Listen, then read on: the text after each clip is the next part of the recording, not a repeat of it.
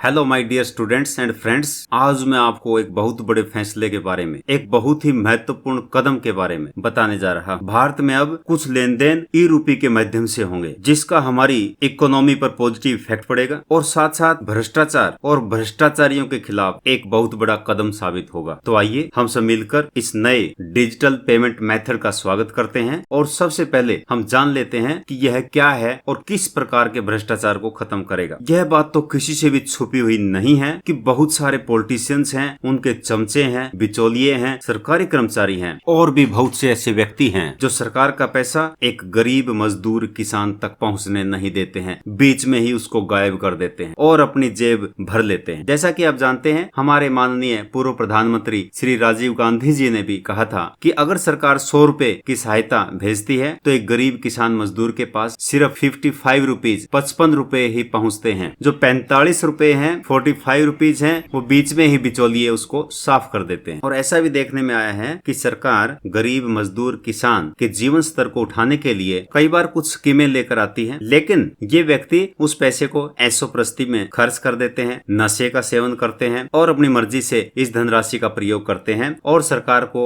एक बहुत बड़ा धोखा लगातार दशकों से देते आ रहे हैं। जैसे मान लीजिए आपकी अपनी बेटी स्कूल में शिक्षा ग्रहण कर रही है या कॉलेज यूनिवर्सिटी से पीएचडी कर रही है, तो उसके लिए सरकार बुक्स के लिए, स्टेशनरी के लिए कुछ धनराशि भेजती है, लेकिन देखने में आया है कि वो पैसे बुक्स पर खर्च न होकर के किसी अन्य जगह पर खर्च हो जाते हैं। अब आगे से ऐसा नहीं होगा। इसके लिए ई रूपी की धनराशि इनके डिजिटल फॉर्म में आपको जो है धनराशि दी जाएगी और वो धनराशि उसी उद्देश्य के लिए खर्च होगी। अगर आप एक निश्चित समय अवधि के अंदर इस धनराशि को खर्च नहीं करते हैं तो ऐसी स्थिति में ये धनराशि वापस सरकार के खाते में जमा हो जाती है। आइए थोड़ा समझते हैं कि ई रूपी किस प्रकार से काम करेगा। सरकार आपको एक क्यूआर कोड दिया करेगी जो कि कुछ इस प्रकार से दिखता है और यही क्यूआर कोड उस कंपनी को या उस व्यक्ति को भी दिया जाएगा जहां से आपको लाभ मिलना है। जैसे एक किसान को क्यूआर कोड दिया गया कि वो 50,000 रुपए का खाद बीज खरीद सकता है और यही क्यूआर कोड मतलब क्विक रिस्पॉन्स कोड खाद बीज कंपनीज के पास भी भेजा जाएगा। और जैसे ही किसान खाद बीज खरीदने के लिए वहां कंपनी में जाएगा और क्यूआर कोड दिखाएगा और कंपनी क्यूआर कोड का मिलान करेगी और जैसे ही मिलान हो जाएगा आपको खाद बीज उतने ही रुपए का मिल जाएगा जितने रुपए सरकार की तरफ से आपको भेजे गए हैं। ई रूपी